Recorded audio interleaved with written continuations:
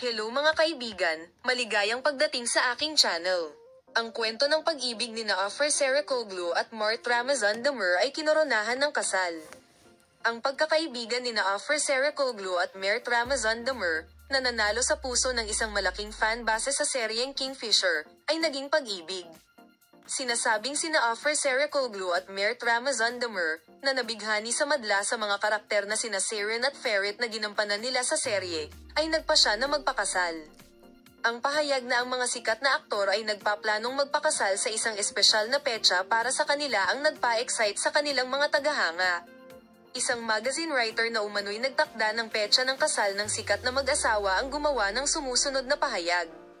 Ang unang yugto ng seryeng Yali Kap Kani ay na-broadcast noong ika-23 ng Setyembre taong 2022, August 23, 2023 ang petsa kung kailan unang nagsuot ng promise ring ang mag-asawa.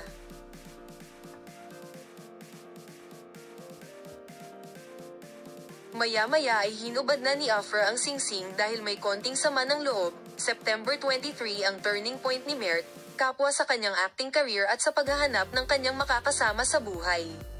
Dahil dito, tinukoy ni Mart ang 23 bilang kanyang maswerteng numero at nagpatato. Ibinigay niya ang magandang balita sa aming mag-asawa sa pagsasabing kung ikakasal sila ng walang masamang tingin. September 23, 2025 ang petsa ng plano nilang magpakasal.